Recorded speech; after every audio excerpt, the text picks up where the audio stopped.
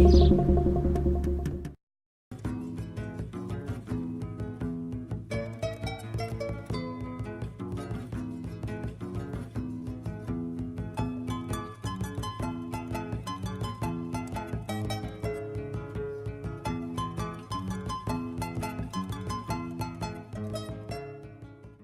significa decir que estamos en la lógica, que estamos en la salsa de una economía de la muerte? Significa que estamos hablando de una fuerza productiva centrada en la generación de objetos de trabajo muerto que contradice la preocupación por el sujeto vivo de la humanidad. Estamos preocupados en las mercancías y no estamos preocupados de la vida propiamente dicha.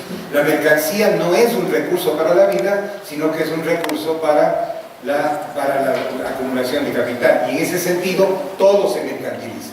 Se mercantiliza el aire que respiramos, la cultura que generamos, se mercantiliza los modos de vivir, y obviamente tienen que circular las mercancías para la acumulación del gran capital.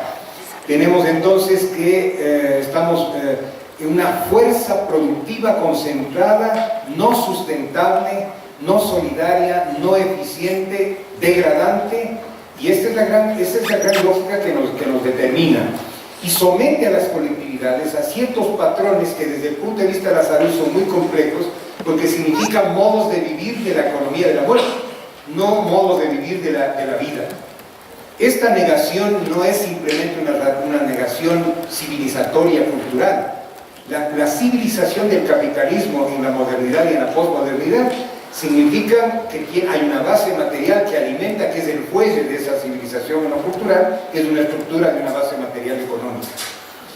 Creo que también este ensayo que se hizo en América Latina en la última década, de hablar incluso ampulosamente de gobiernos progresistas, ha terminado en cierto modo en un fondo de saco de errores, de corrupción, de incapacidad de resolver la contradicción entre el productivismo, léase en el caso ecuatoriano franco extractivismo, y la justicia social. Es decir, estamos en una negación sistemática, en donde inclusive, yo no estoy aquí cuestionando que en esos esfuerzos hay mucha gente democrática, progresista, que sinceramente estaba luchando por un cambio y por aquel discurso del Foro de Sao Paulo, de ese otro mundo posible. Recuerden ustedes el discurso del Foro de Sao Paulo, pero también recuerden quién lo motorizó. Recuerden quién motorizó el Foro de Sao Paulo y cómo está quien motorizó el Foro de Sao Paulo ahora, en la realpolitik, ¿es verdad? No en los sueños, no en las ilusiones, no en las subjetividades arrogantes, sino en la cruda realidad de la vida social y política de nuestros países, ¿no? Entonces, nosotros necesitamos definitivamente una aproximación crítica. No podemos aproximarnos con una teoría funcionalista de la salud ni una teoría funcionalista de la geografía, y ustedes saben que la madre mayor del funcionalismo es el positivismo. Entonces, por ahí voy a enfocar mis misiles. ¿Qué paradigmas críticos? Ahí yo repito lo que he sostenido en varios escenarios cuando digo que conforme me fui haciendo, no creo que todavía muy viejito, pero conforme fui viviendo un poco y pasando de las etapas iniciales un poquito más beligerantes y agresivas, me fui dando cuenta que durante mucho tiempo yo quemé velas innecesarias cuando me puse de espaldas a cualquier otra epistemología crítica que no fuera la mía, mi carta de navegación en la que pretendo colocar el marxismo. Para mí, el pensamiento crítico de la teoría capitalista, que es el marxismo, es mi carta de navegación, pero yo creí que era la carta de navegación. Y yo creo que esa carta de navegación me orientó más tarde, con un poquito más de experiencia, a pensar que hay otras epistemologías críticas que son profundamente, que han sido aportes importantes en la... Entonces empieza uno a revisitar esos paradigmas, empieza a revisitar esas epistemologías ya con una visión un poco distinta. Digo, por ejemplo, las dos primeras que están en esta presentación, que es una del sujeto, la visión crítica desde el sujeto y el poder, que básicamente tiene como figura central ahí a Michel Foucault. En todo lo que es la teoría desde el sujeto y el poder, en donde una tesis muy importante, al menos en las primeras etapas de Foucault, era mostrar cómo el conocimiento y el poder actúan para constituir una forma más o menos sistemática de ordenar al mundo con sus propias condiciones de aceptabilidad al sistema. Es decir, era una crítica profunda, situada en la superestructura, diciendo que había un enlace entre una construcción de poder centrada en el Estado, y ese Estado ejercía una reproducción de un poder ideológico, un poder subjetivo sobre la sociedad, donde se hicieron aportaciones sumamente importantes que ustedes perfectamente conocen. Otro gran bloque de aportaciones es lo que constituye genéricamente lo que se hizo en el Instituto de Investigaciones Sociales de Frankfurt, que es llamado Escuela de Frankfurt, donde tenemos una gama enorme de gigantes del pensamiento crítico que van desde un Horkheimer hasta un Habermas, y que tienen muchas expresiones, cada una de ellas importantes, pero que tienen algo común, que es la crítica a la razón instrumental. Yo creo que la crítica a la razón instrumental, que es un poco la antípoda de lo que Weber estaba sosteniendo en esos mismos momentos, que fue construida primero en enlace con la clase obrera europea en los años 30, pre-nazis, en Europa, en Frankfurt pre-nazi, pero que ya calentaba motores del nacionalsocialismo, y que más tarde se le prolongará en las otras etapas, y que termina finalmente con varias de sus grandes figuras en la Universidad de Columbia en Nueva York. La Escuela de Frankfurt nos ofrece una gama de cuestionamientos profundos que yo creo que son una vertiente a beber en esta visión de la crítica desde las ciencias sociales. Y luego yo creo que hay una especie de quiebre, sí y no me gusta, pero muy frito, porque viene cuando en el neoliberalismo, ustedes recordarán que cuando se declara el fin de la historia y el fin de los partidos y el fin de la ideología y era el fin de todo, el fin de los partidos y el fin de los metadiscursos, y entonces el marxismo era uno de esos metadiscursos que se quería sepultar, ¿no es verdad? Eso está basado en algo que tiene dialécticamente un sentido innovador, pero que después recae en un sentido profundamente reaccionario. Es la idea de renovar lo individual, que había sido de alguna manera no tratado demasiado profundamente por una visión holística de la totalidad incluso y peor todavía, de la totalidad de manual marxista de los partidos de Europa del Este y del marxismo burocrático, del socialismo burocrático de Europa del Este, que destruyó la profundidad del pensamiento crítico, pero que recayó en esta microfísica del poder de Foucault, que despertó toda una serie de pensamientos que lamentablemente, si bien han constituido aportes muy importantes, donde se sumarán, por ejemplo, colegas del área de salud mental como son Deleuze y Guattari, Negri, Hart, etcétera, son pensadores que recuperan, y entonces empieza a decirse: vamos a cuestionar esto de la totalidad y el Estado es la totalidad del poder, vamos a fracturar el Estado y vamos a ver la microfísica del poder. Potencia innovadora, pero también recaída profundamente reaccionaria, porque se prestó durante gran tiempo para un retroceso del pensamiento profundamente revolucionario de la ciencia del capital, que se llama marxismo, ¿no?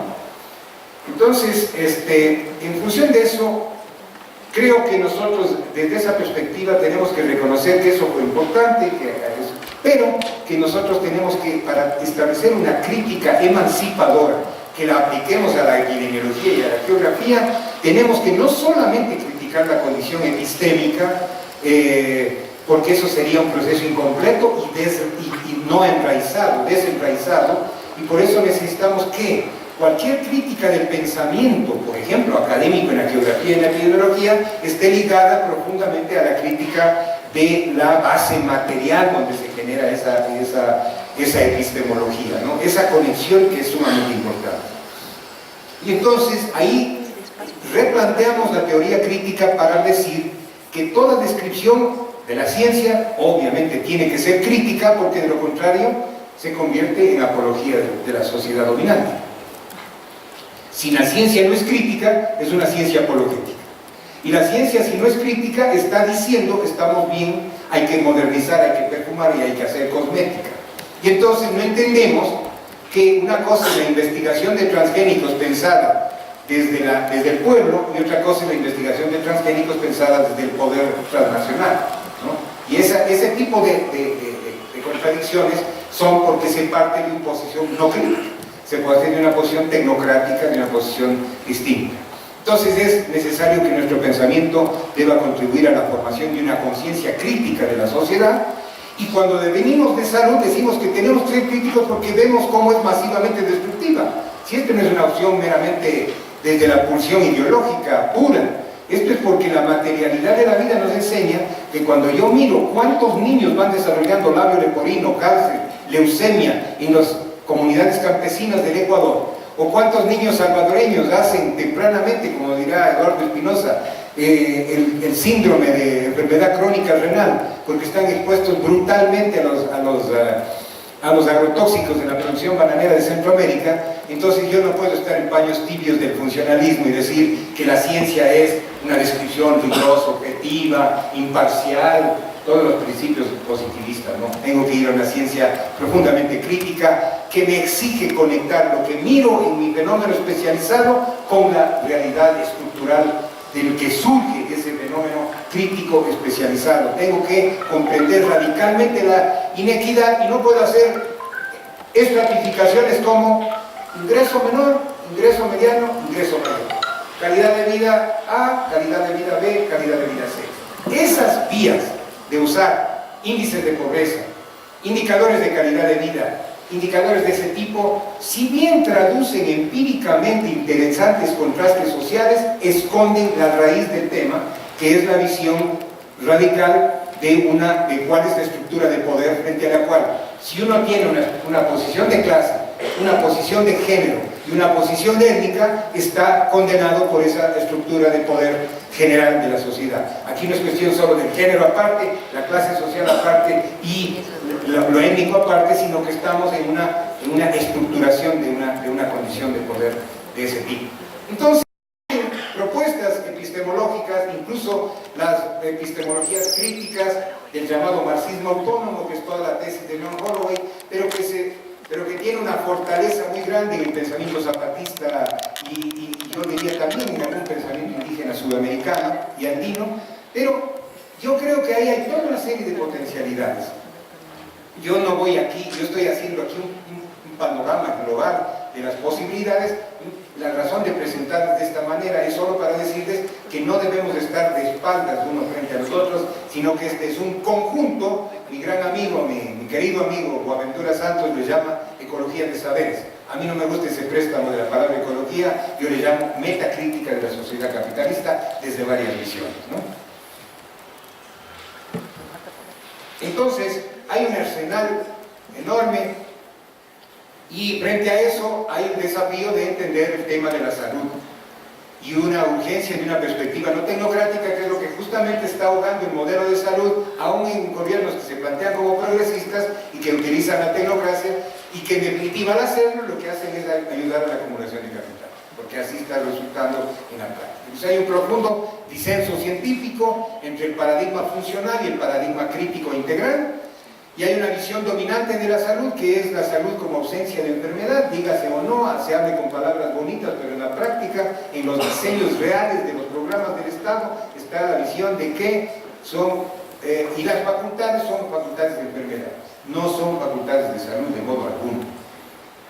Entonces, esta metodología empírico-analítica de las ciencias de la vida implica, en definitiva, que nosotros nos movemos en el mundo de la empiria, el que está en el cajón azul de arriba, en el mundo de la empiria, que es usar las evidencias, mortalidad infantil, mortalidad materna, y qué sé yo, toda la parafernalia de indicadores que podemos utilizar para describir, para hacer descripciones de una realidad, pero que están desconectadas de la determinación social de esa realidad.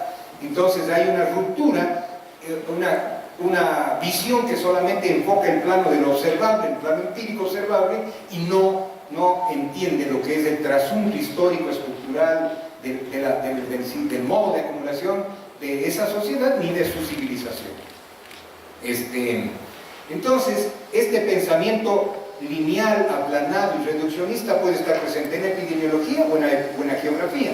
De hecho, de eso se trata, superar de lo que se trata la epidemiología crítica y la geografía crítica, ¿no? Visión aplanada, fragmentaria, localizada, que se expresa en la salud como factores de riesgo, y en la geografía, localizaciones, movilizaciones, distancias como elementos empíricos sin un sustento, digamos, histórico.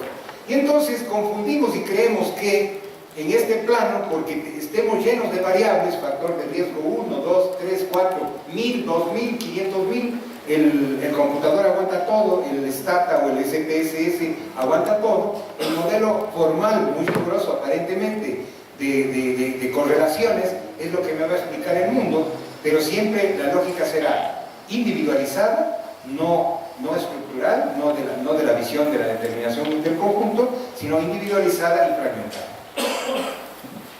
Entonces, esto significa una visión reduccionista. Esta visión reduccionista, donde queda dominado el escenario del campo disciplinar por la visión de parcelas, de fragmentos, factores de riesgo, y estamos con modelos matemáticos muy sofisticados y tenemos recursos laboratoriales muy sofisticados, pero seguimos en la desconexión, seguimos en una visión que no nos permite, y que en definitiva, tanto en la geografía como en la epidemiología, es el orden cartesiano.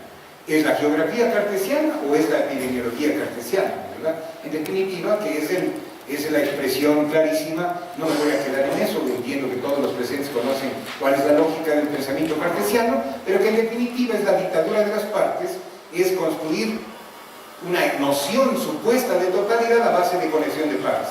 Y las partes conectadas es lo que llamamos resultados de investigación, y eso es lo que lleva a los journals de alto impacto, que son los que puntean en los concursos docentes, a decir una cantidad de cosas que son la mezcla más dramática y tragicómica entre una gran rigurosidad metódica empírica y una ceguera y un analfabetismo científico radical. Nunca he visto como ahora tanta mezcla de analfabetismo científico junto con sofisticación formal. Hay una sofisticación formal que premian los journals de alto impacto. En salud, los journals de alto impacto todos son directa o indirectamente propiedad de las transnacionales. Así es que no se publican las visiones distintas. Sufrimos para publicar las visiones distintas, ¿verdad? Y por eso nos refugiamos en libros o nos refugiamos en revistas de no alto impacto. Y eso es una vía al infierno. Nosotros tenemos entonces, desde esa perspectiva, lo que miramos nosotros de epidemiólogos a la geografía, con esa angustia y necesidad que tenemos de geografía, para la vieja epidemiología, la geografía en definitiva es lugar, es continente, es donde están los procesos. Ahora con la sofisticación de los GIS, de los SIG, podemos mapearlos sofisticadamente, ¿no es verdad? Pero es dónde está, es el lugar. El concepto cartesiano de lugar es lo que ocupa, es lo que es de empírica, es para decir localización empírica de los fenómenos, de los procesos. ¿Quién va a negar que la localización empírica es importante? Yo no estoy negando eso. Lo que estoy diciendo es que si esa es la lógica, se pierde lo más rico de la geografía como aporte a la epidemia. Y entonces resulta que lo que hacemos es construir un mundo de factores clasificados mediana o más sofisticadamente, y esos factores van formándose y podemos manejarlos con diferentes técnicas, sean de correlación simple, de correlación múltiple, de análisis factorial, de componentes principales, de técnicas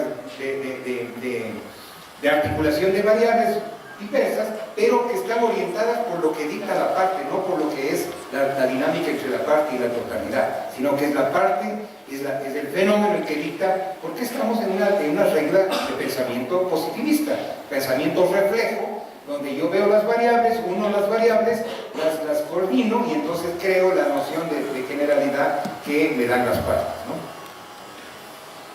Este empirismo nos crea algunos obstáculos. El problema es que la salud no es un conjunto de factores, ¿no?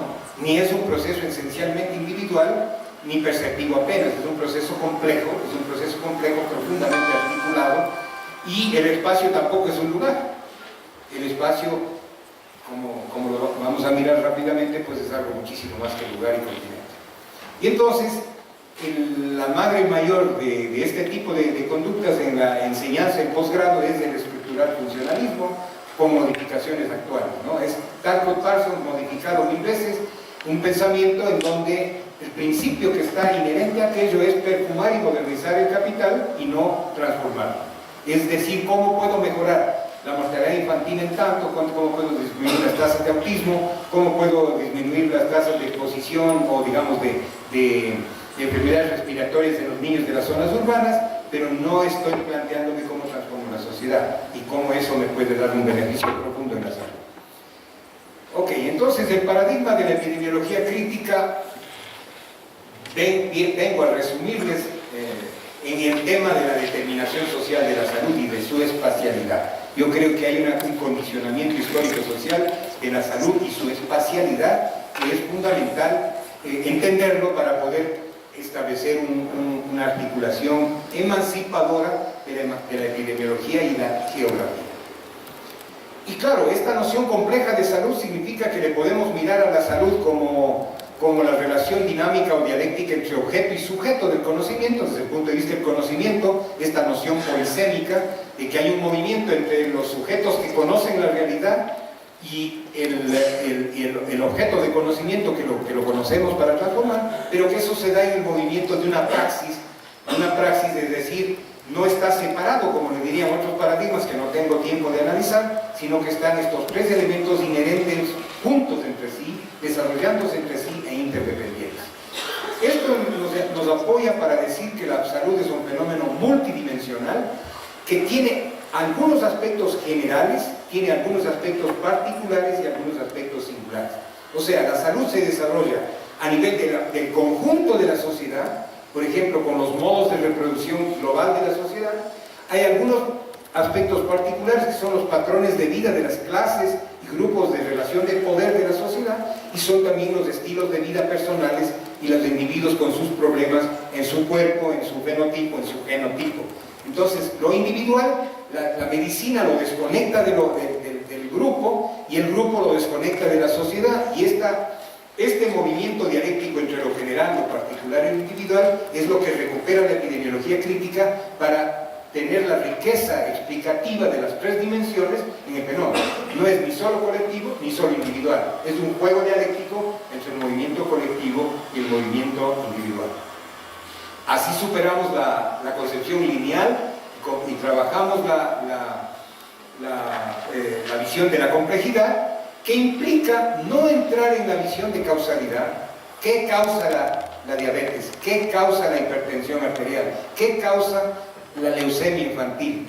No, ya no hablamos con ese lenguaje de causalidad, porque la causalidad viene del pensamiento de que hay un factor de riesgo que produce un efecto, que hay una causa que se llama factor de riesgo que produce un efecto, y que si sumo varias causas tengo una multicausalidad del efecto, pero sigue una lógica empírica del plano de los fenómenos que no explican por qué esas relaciones de carácter causal y de qué manera y con qué fuerza se dan esas relaciones.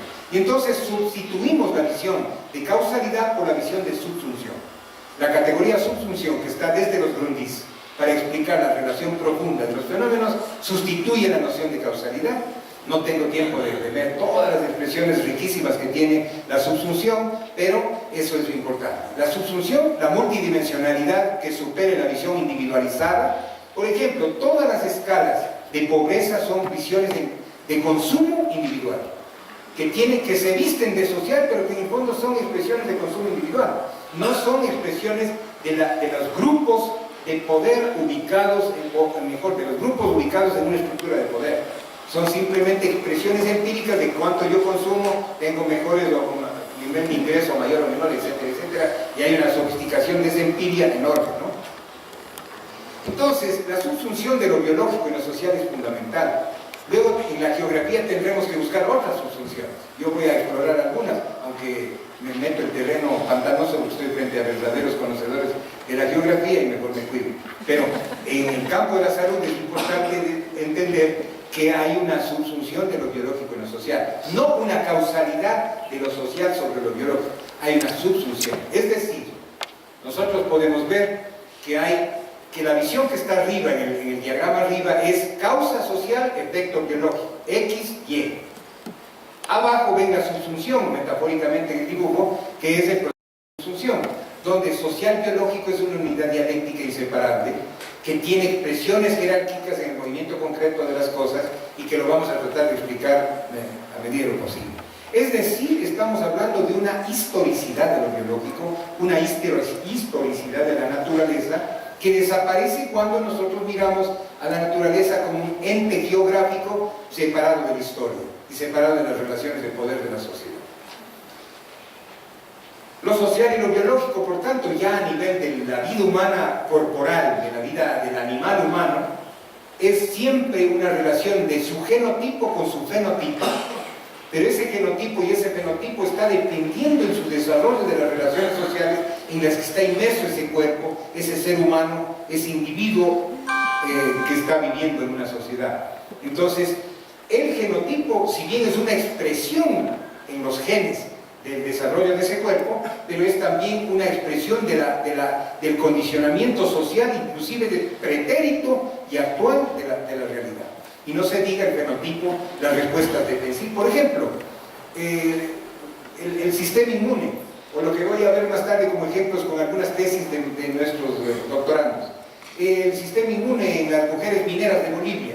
El sistema inmune tiene una lógica, tiene una línea de defensa, tiene unas células que hacen cierto trabajo, ¿no? Los linfocitos, los neutrófilos, y todo eso está funcionando en un proceso fisiológico corporal individual, pero eso está ligado profundamente a los condicionamientos sociales que vía estrés, vía otros elementos, otros agresores, van a determinar la potencia o no de acción fisiológica del sistema inmune. Por tanto, el sistema inmune nunca será exclusivamente biológico, natural, sino que será también profundamente sociobiológico, siempre.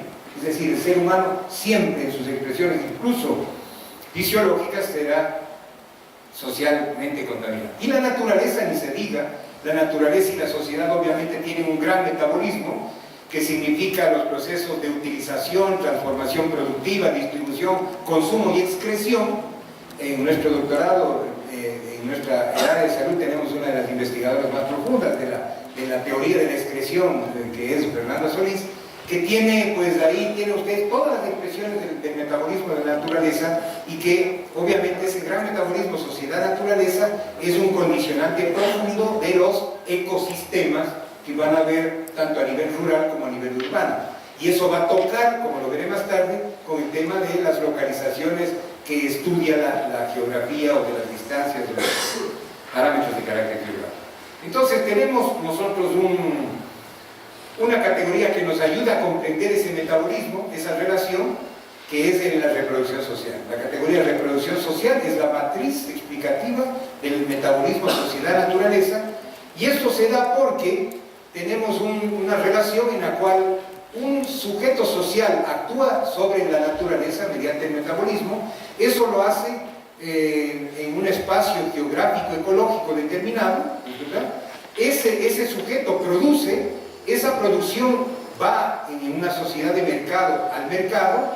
Ese mercado, según la distribución de clase, etnia y género, se produce una relación. Hay también una producción en el seno de la familia, y hay también una producción de excreción que va a determinar impactos en la naturaleza.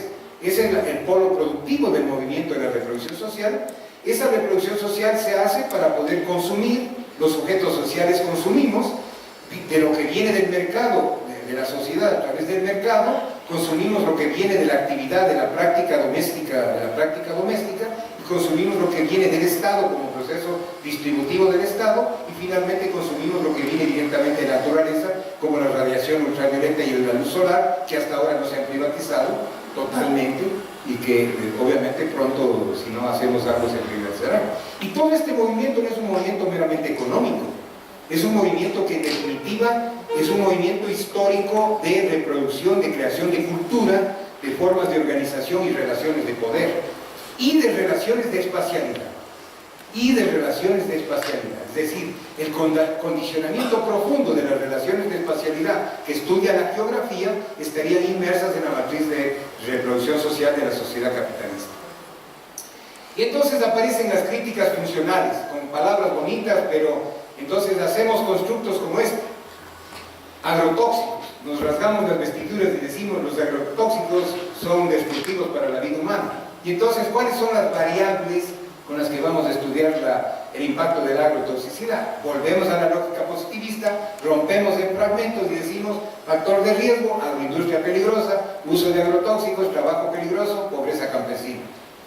¿Y qué hacemos con esas variables? Si no están explicadas, si no tienen una relación, si no están entendidas como parte de una reproducción social que es el dinamismo global de nuestra sociedad. Volvemos a reproducir con palabras bonitas, con palabras críticas, el mismo modelo positivista acrítico, o crítico a medias. Entonces, este conocimiento sobre factores y conexiones funcionales, aunque fuerte, es inefectivo. Cuando digo inefectivo, es inefectivo emancipatoriamente, porque lo que queremos no es entender relaciones empíricas, queremos transformar la sociedad. Al menos ese es el sentido profundo de ser científicos con conciencia social, o científicos críticos, ¿no? Que es lo que creo que constituye este congreso. Y, por tanto, ahí entendemos que hay que ir a una crítica donde, por ejemplo, bueno, voy a pasar esto. Necesitamos entender que tenemos que dejar de pensar en factores y tenemos que empezar a pensar en procesos. Y por eso les voy a plantear hacia el final de mi exposición a los compañeros, colegas, hermanos geógrafas, les voy a plantear que a mí me parece que está débilmente trabajado por la geografía crítica la noción empírica de Corena. No sé, estoy diciendo a lo mejor una barbaridad. Ya voy a mencionar el tema de Corenas. A mí me parece que es una línea interesante de exploración. Espero poder discutir mucho con ustedes ahora sobre esto, porque para la epidemiología el salto más importante es cambiar la lógica de factores en las que se sostiene todo el aparato de la salud pública convencional, factores de riesgo, por una lógica de procesos, donde juega la categoría de determinación, porque en factores juega la causalidad, y la causalidad es positivismo puro, y por tanto es teoría funcional, no es teoría crítica. La teoría crítica tiene que ver en trabajar con procesos de determinación. Y esto es más o menos como nosotros resumimos la relación del modelo integrado, donde decimos que hay unos individuos que se mueven con sus estilos de vida, con sus condiciones corporales, se mueven en sus clases, en sus grupos. Esos grupos están definidos de acuerdo a su relación con la estructura general del poder, con modos de vivir y modos de vivir que son importantes porque dan la vulnerabilidad diferencial y la exposición diferencial de las personas, de los grupos, a determinados procesos. Y la sociedad con su sistema de acumulación, sus relaciones políticas y culturales y sus grandes formas de metabolismo, ¿no? El extractivismo genera masivamente un metabolismo brutal en las sociedades que lo practican como eje de su desarrollo. Y entonces, según la historia de cada sociedad, los espacios del metabolismo van a ser espacios, o pueden ser espacios de oportunidad de la vida, o pueden convertirse en un engranaje de la economía de la muerte. Y ahí es el gran dilema de la geografía, de enrolarse en una investigación de las relaciones de la vida o de las relaciones espaciales de la muerte. Y mi tesis de las 4 S de la vida, de que un poco la referencia de esto es que se tienen que cumplir, para hablar de espacios geográficos saludables, tienen que cumplirse 4 S fundamentales, que son que los procesos sean sustentables, que los procesos sean solidarios, que los procesos sean soberanos y que los procesos sean seguros, bioseguros. Si no están esas 4 S, toda esa retórica de universidades, de escuelas, ciudades saludables, es bla, bla. El espacio, por tanto, hay que repensarlo, el espacio... y ahí entonces entramos que, así como es salud, en el espacio también hay diferentes concepciones sobre la espacialidad, ¿no? Y yo me voy a regir por este que es mi gran orientador en la exploración del espacio, que es Henri Lefebvre, porque yo creo que la categoría, la producción del espacio de él, que obviamente tiene otras relaciones muy importantes con pensamientos incluso latinoamericanos, como los de Pradilla en México, como los de Milton Santos en Brasil, pero yo creo que Lefebvre es el gran maestro de la teoría social del espacio, que al menos a mí me ha servido muy importantemente. Y ahí es donde comprendemos que el espacio cartesiano es el que se impone, se ha impuesto hasta ahora esta noción absoluta del espacio cartesiano que cuestiona Lefebvre, y cómo él describe este dualismo cartesiano que es típicamente positivista de la geografía, que es lo que el clásico res extensa y res cogitans de Descartes, que es precisamente la base de la noción cartesiana de todas las ciencias, incluida la geografía. Y la visión del formalismo sobre el espacio, que es Kant. Yo no tengo tiempo de quedarme en eso, estoy seguro que esto, el dominio de eso lo tienen ustedes. O toda esa etapa del espacio matemático, matematizado, que es la versión más dura del espacio, de la noción positivista del espacio, incluso con algunas propuestas, con una verdadera filosofía del espacio que tuvo en algunos momentos en Europa un desarrollo descollante. Pero yo quiero llegar a algo que, porque estas cosas ustedes, yo creo, la conocen perfectamente, pero Lefebvre lo que plantea es la necesidad de una ciencia crítica del espacio que torne visible la ideología que esconde las relaciones de poder que juegan el espacio y en las construcciones geográficas hegemónicas, ¿no? Y claro, está toda esta visión sobre el papel activo, operativo del espacio como conocimiento y acción, y la idea de que el espacio social, ¿no? Es un espacio donde se apuntalan, es la noción, la traducción que hago del francés, que se me ocurre del francés, ¿no? Del apuntalamiento, ¿no? del espacio, que está en la noción donde las cosas son producto del movimiento de la reproducción social, las cosas encarnan y esconden relaciones sociales, las cosas sostienen, afirman, apuntalan relaciones sociales, y el apuntalamiento material tiene una forma, funciones y estructura. Es decir, hay una producción social del espacio y el espacio apuntala y también determina a la sociedad. O sea que hay una dialéctica espacio-sociedad que es la que mejor nos hace entender a los epidemiólogos el papel que juega el espacio geográfico en la determinación social de la salud. Voy a saltarme el concepto de apuntalamiento que está ampliamente descrito por Lefebvre. Y conforme avanza el movimiento histórico natural de la reproducción social, el espacio social se desarrolla. Y hay un dinamismo histórico del espacio, hay una evolución histórica del espacio, es decir, no hay una quietud de los espacios en todos sus tipos. Y algo muy importante que para mí fue muy orientador es que Lefebvre dice, si bien hay un gran movimiento del espacio social, de un cuerpo social, de una formación social, pero también hay diversidades, multiplicidades y dinamismos del espacio. Y esas diversidades yo las he explorado, y esa es la propuesta que he lanzado al Congreso de Geografía en Brasil, con algunos acuerdos y algunos desacuerdos, y es que los espacios participan en la organización material de la vida. Si es así, si los espacios participan en la organización material de la vida, por tanto se constituyen en parte del proceso de determinación social de la salud. La inequidad no solo se construye y reproduce a través de las desigualdades del trabajo y mercado, sino también se reproduce por medio de la penetración apabullante de una organización material de la vida.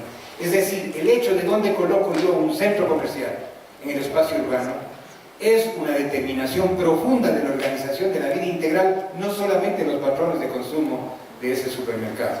Es decir, hay una noción profunda del espacio como ordenador, como parte de la organización material de la vida que tenemos que entender profundamente para poderlos mover. Y ahí es donde recuperamos la noción de subsunción como un aspecto central y que yo voy a plantearles a ustedes geógrafos, sobre todo, creo que ya mis estudiantes del doctorado conocen mi tesis al respecto, y es como la subordinación, la subsunción cobra diferentes formas. El espacio geográfico,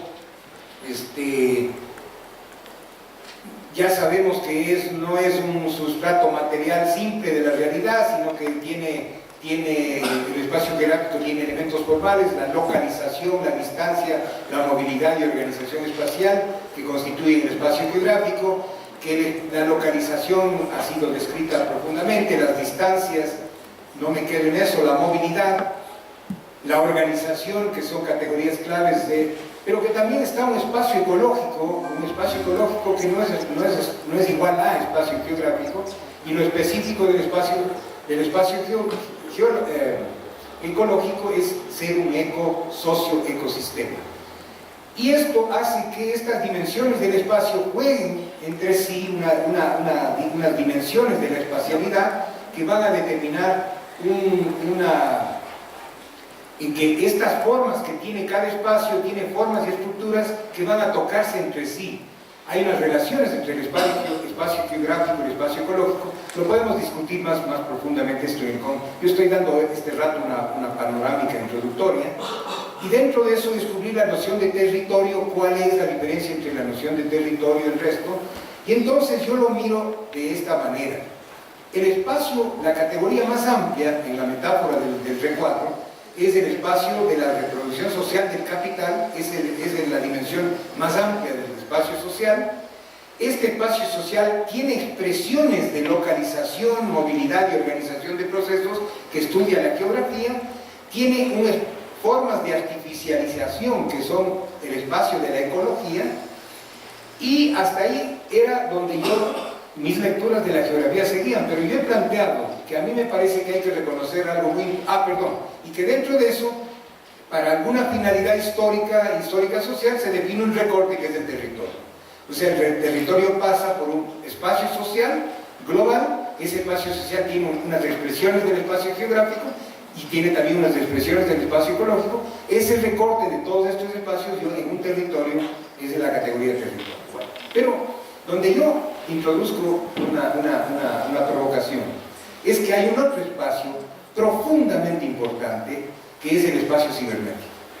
El espacio cibernético también es un espacio de acumulación de capital, de exclusión, inequidad y de procesos malsanos, tanto como los otros espacios.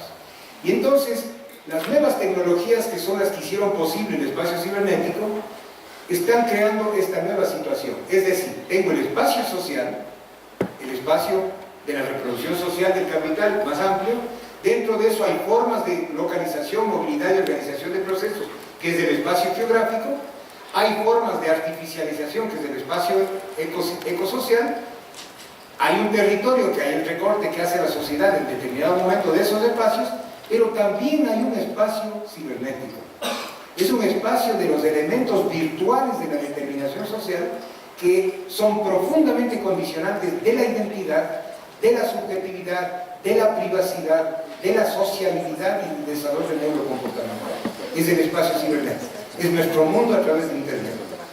Y este espacio cibernético es importante porque es urgente mirarlo con una visión crítica, porque estamos descuidando los geógrafos, los epidemiólogos. ¿Y por qué? Porque por la virtualidad. Porque como que por ser virtual no fuera profundamente material y determinante. Y entonces la recuperación de esta dimensión del espacio cibernético nos parece que es absolutamente urgente, porque implica una nueva forma de subsunción. La clásica subsunción fue descrita por Marx en el siglo XIX como la subsunción formal, primero del trabajo de manufactura, luego en la industria vino la subsunción real, ¿verdad? En los sistemas de montaje, subsunción formal y real. Luego en la subsunción de lo biológico y lo social, estudiada por los investigadores de la genética en Harvard, Lewins y Lewontin, ¿no? En la subsunción de lo biológico y lo social, y algunas incursiones que hemos hecho los epidemiólogos, las mías y las de Nancy Krieger, que también ahora está en Harvard, y la subsunción del consumo que plantean Barreda, Veraza y todos los compañeros que conocen muy bien ustedes porque los hemos traído al doctorado.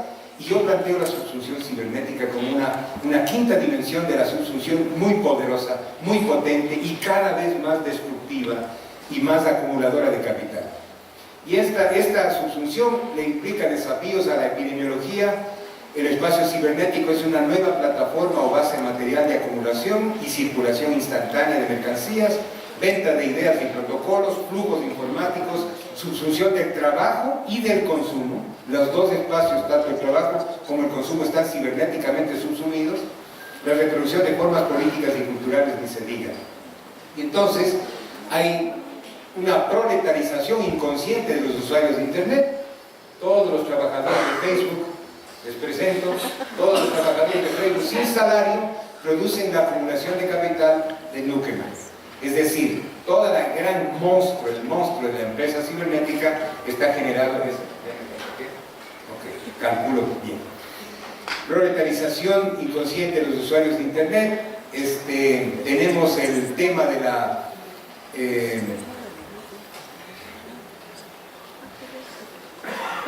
y que nos crea además a nivel civilizatorio una civilización tecno-ciberburocrática. Es una nueva forma de subordinación, una civilización enocultural profundamente determinante. La fabricación del engaño virtual se aplica también por la propaganda y disuasión en las redes sociales. La victoria del PRI en México fue una victoria lograda en el espacio, en el mundo cibernético. Con este tipo de recursos, multiplicando páginas de Facebook o Twitter, se puede reproducir una falsa popularidad o se puede atacar imágenes. De hecho, lo supimos en la lucha por el rectorado acá. Impactos neurológicos y psíquicos de expansión exponencial de usuarios jóvenes de Internet, eso está cada vez más estudiado, es enorme el impacto. Niños desde año y medio empiezan a trabajar en la pantalla en 2 dimensiones y ese es su mundo de sociabilidad, ese es su mundo de realidad, donde se construye su cultura y se construyen sus necesidades, sus urgencias muy bruscamente, ¿no? Entonces nosotros tenemos que recuperar este espacio cibernético como un espacio muy importante de investigación de la geografía. ¿Y cómo se hace geografía virtual? Tienen ustedes la respuesta, yo no he trabajado esa línea. Y bueno, yo creo que me salto porque en los 10 minutos voy a pasar a lo final que me parece importante. Y ahí viene entonces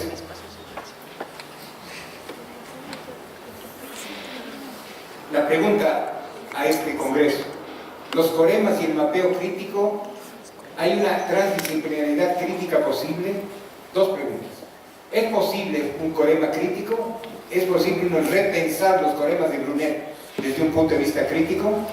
¿Es posible hacer una transdisciplinaridad crítica? Es decir, no hacer geografía crítica por un lado y epidemiología crítica por su lado, sino una transdisciplinaridad crítica de las 2 disciplinas juntas, potenciando, superar los mapas de cosas y mapear procesos, que ya el propio Lefebvre sugiere, ¿no? Superar los mapas de cosas y entender que los coremas, como modelización abstracta del espacio y fundamental en rasgos esenciales, así como puede tener una lectura positivista, a mi modo de ver, puede tener una lectura crítica. El corema puede tener una lectura crítica, de hecho, me parece que justamente ahí estamos cojeando porque no tenemos la capacidad para eso. Los coremas de Brunet, que yo no tengo tiempo de tratar, pero que tienen los aspectos de mallas regulares, atracciones, contactos, tropismos, dinámicas territoriales, jerarquías, tanto a nivel de las líneas como de las redes, como de los polígonos, etc. Yo creo que eso puede ser perfectamente utilizado por una visión crítica para mapear procesos como los que les voy a mostrar. Mapeo del proceso, por ejemplo, de expansión monopólica en las enfermedades vectoriales, digamos así, el dengue, Zika, chikungunya. Visión positivista lineal, el dengue está ligado a factores de riesgo como son las fuentes infectivas, mecanismos de exposición, vulnerabilidad de recursos, bla, bla, bla. Eso yo lo espacializo. ¿Cómo? Hago un SIG, digo dónde están las fuentes infectivas y los espacializo, etc. Pero lo que nosotros tenemos que espacializar son cosas como esta, que son fundamentales para entender el dengue en el Ecuador. Ustedes noten 2 mapas de un cantón, un espacio territorial en la provincia bananera más importante del Ecuador, donde ustedes ven que en 1924 había una diversidad de propietarios muy grande, había muchos pequeños propietarios, y en el 2007 ya todo está controlado por 4 propietarios. Es decir, hay una expansión territorial, hay una monotonía a partir de la destrucción de la biodiversidad y de la diversidad territorial, hay una monotonía territorial profunda, y eso está ligado al uso de un paquete tecnológico que destruye la relación entre los vectores y los depredadores. Y eso va a determinar la regulación histórica, social de las poblaciones, además del cambio climático, porque el cambio climático va a regular los ritmos de reproducción tanto de la mosquita vectora como también del propio virus. Y entonces, ¿Qué corema podemos hacer? Ahí tienen ustedes el territorio, en la ciudad de Machala, que la tienen aquí en esta parte, la ciudad de Machala, la capital bananera del mundo. Todo este territorio tiene aquí camaroneras, piscinas de agroindustria camaronera, tienen toda esta enorme cantidad de banano y de pastos. Pastos, banano y camarones es el territorio de la zona. ¿Cuáles son los coremas para describir el modo en que ese tipo de territorialidad, esa espacialidad determinada por el capitalismo bananero, va a incidir sobre los procesos vectoriales y hasta sobre la configuración en la parte urbana, que es el dengue, ¿no? La configuración de la espacialidad de la propia ciudad de Machala? ¿Cómo vamos a explicar estas diferencias que tenemos en la configuración territorial de Machala, que nosotros en un estudio que estamos por concluir, estamos haciéndolo, etcétera, etcétera? Bueno, un caso, otro caso. ¿Cómo vamos a hacer los coremas de la segregación del espacio urbano de Quito? Que tengo un estudio en la mortalidad infantil, que lo hicimos y lo publicamos como Ciudad y Muerte Infantil, investigando el deterioro de la salud en el capitalismo, y esto es el mapeo de la inequidad en el espacio de Quito, donde ustedes ven unas segregaciones radicales del espacio, donde tienen en la misma ciudad cuatro zonas caracterizadas de espacio de mortalidad infantil, donde en la suntuaria tienen 20 por 1000 nacidos vivos, en la zona 2 tienen 42 por 1000 nacidos vivos, en la 3 de zona obrera 53 nacidos vivos, y en las zonas de invasión y zonas subplanetarias tienen 104 muertes infantiles por cada 1000 nacidos vivos. Esa segregación del espacio, que además se muestra cuando ustedes tienen un centro de salud urbano que está equidistante a dos zonas, es decir, miren la distancia geográfica, el concepto geográfico, geografía médica positivista, para determinar riesgo. Ustedes tienen centro de salud, tienen el centro de salud aquí, y tienen aquí una zona, y tienen otra zona, pero de tipo 4 y 2. Y vean la diferencia en mortalidad postneonatal de equidistancia, y sin embargo hay una diferencia profunda de la mortalidad postneonatal. Es decir que si no sometemos la variable distancia y otras más geográficas clásicas a un análisis de la determinación social de aquello y de la lógica de aquello en el territorio, tenemos otros ejemplitos rapidito, y yo con eso termino, juro.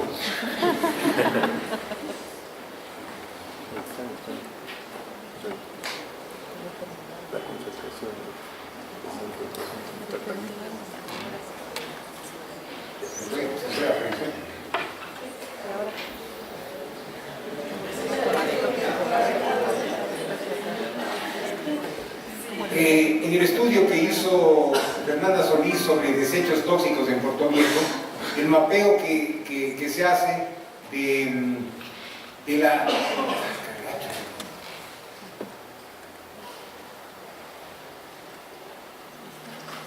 Bueno, no recuerdo. Hoy el estudio que Elvira Palacios hizo sobre la espacialidad de Cuenca, de la ciudad de Cuenca en el sur de la Sierra del Ecuador, la geografía crítica de los procesos respiratorios infantiles en Cuenca, donde establece cómo la espacialidad de la cuenca neoliberal implica una segregación de la implantación de industrias, una segregación histórico-social de la movilidad, una segregación de la calidad del aire en el espacio urbano clasista y la segregación social de la salud respiratoria, y luego cómo conectar aquello con la visión de dónde están localizadas los centros infantiles de las guarderías infantiles de la ciudad, y cómo eso está conectado con el fenómeno de la segregación social histórica, y cómo eso explica las diferencias radicales de trastornos respiratorios tipo asmático en los niños de la ciudad de Cuenca, etcétera, etcétera. Bueno, y cómo eso tiene que ver con la implantación industrial, dónde se implanta y con qué lógica del capital se construye la segregación del espacio. Y entonces llegamos al tema de la epidemiología y la geografía hacia una ruptura transdisciplinaria, con lo que quisiera terminar. Y ahí viene el tema de que la noción de transdisciplinaridad nos exige pensar un poco cómo estamos relacionándonos entre disciplinas. No solamente es el caso de la epidemiología y la geografía, sino otras disciplinas que entran en este debate. Hay en este proceso de pensar la ciencia, el tema de la intersubjetividad desde la cual se hace investigación. ¿Cuál es el sujeto investigador? ¿Va a ser un sujeto único, académico, independiente, individual? ¿O va a ser un sujeto colectivo, pensante, que se liga a otros sujetos para poder comprender un fenómeno? Eso implica, si pensamos la subjetividad más allá de la arrogancia de la investigadora, del investigador aislado en su torre de cristal, si miramos el investigador ligado a su colectividad y a otros colectivos que luchan también por conocer, entonces creo que construimos el tema de intersubjetividad, que tiene dos formas: interculturalidad e interdisciplinaridad. Tanto el nexo entre culturas como el nexo entre disciplinas está implicado en este desafío. Las perspectivas críticas, por tanto, históricas, hay que articularlas, porque históricamente los sujetos en lucha construyeron sus propios abordajes. La clase obrera, las organizaciones políticas de izquierda construyó el tema de las relaciones de propiedad y poder. Las organizaciones feministas construyeron sus categorías y explicaciones de género y relaciones de género. Las organizaciones étnicas, la noción crítica de etnicidad y relaciones étnicas, y de ahí nace justamente la teoría de la plurinacionalidad y la pluriculturalidad. Las organizaciones ecologistas, las relaciones de metabolismo crítico, etc. Pero ¿y la academia, cuando está construyendo el sujeto, qué hace? ¿Se casa con una de ellas o articula todas ellas? Mi tesis es de que lo correcto es articularlas, y mi propuesta es que la forma de articularlas se llama metacrítica de la sociedad capitalista. La potencia explicativa de todos esos sujetos críticos tienen que articularse para mirar desde todas esas potencialidades. La crítica del sistema capitalista es una crítica que significa más que la sumatoria. No es la simple sumatoria de críticas, sino es una articulación intercultural que exige interculturalidad, pero no la interculturalidad que es funcional al poder, sino una condición, una interculturalidad emancipadora que liga a las culturas, a las relaciones sociales y a su base material, que entiende la equidad y complementariedad de los derechos de los distintos sujetos, que reconoce y respeta la cultura de los otros y que establece goles estratégicos mutuamente convenidos. Es decir, ya no es una visión de espaldas a los otros luchadores. Ustedes las luchadoras de género, o ustedes los luchadores de género, acá los indígenas con su lucha por la pluriculturalidad y la plurinacionalidad, y acá los académicos, o acá, qué sé yo, los ambientalistas luchando por los ecosistemas, etc. Yo creo que hay que hacer una metacrítica, una articulada crítica de un modo, de una sociedad que nos está matando, y esa metacrítica de la sociedad y la ecología de saberes, como diría Boaventura, necesita ciertos acuerdos de las epistemologías críticas. Tenemos que hacer un acuerdo entre la epidemiología y la criminología.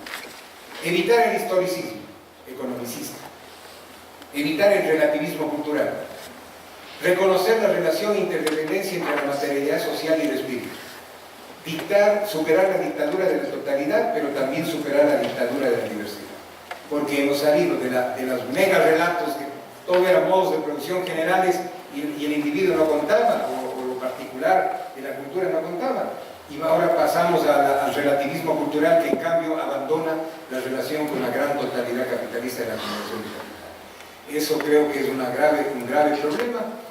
Hay algunos puntos en los que tenemos que ponernos de acuerdo. Hay que derrotar el productivismo, hay que derrotar el extractivismo, la no propiedad de los bienes de la vida, luchar por nuestra soberanía, luchar por la decolonialidad. Yo creo que son tesis fundamentales que nos codifican a todos y que pueden ser el paraguas que nos unifique en nuestros debates sobre cómo nos articulamos las disciplinas.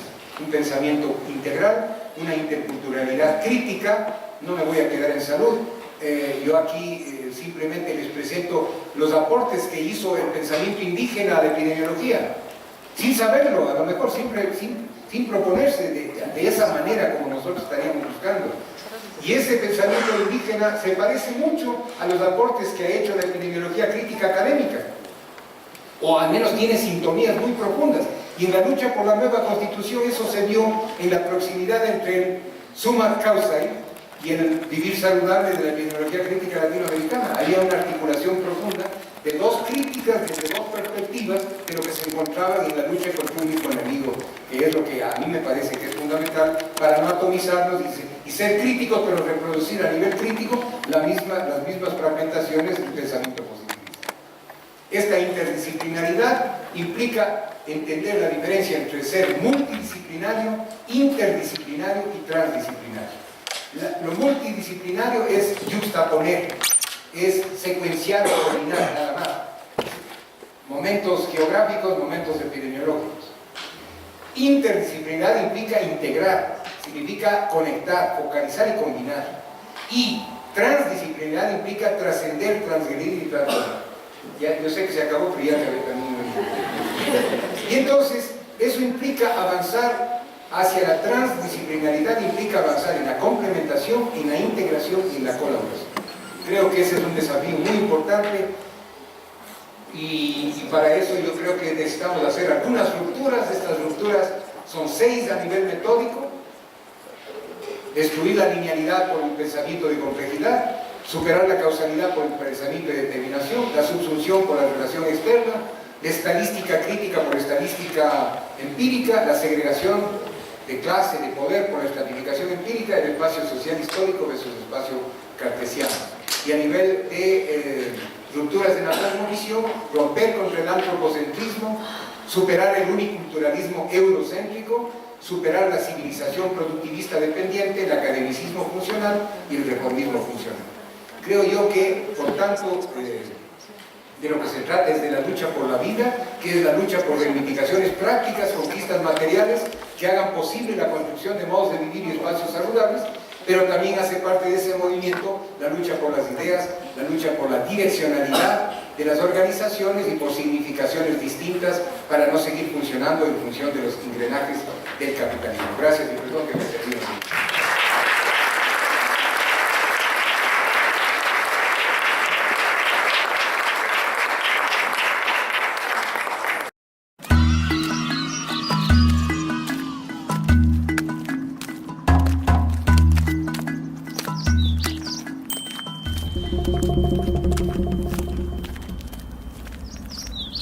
Thank you.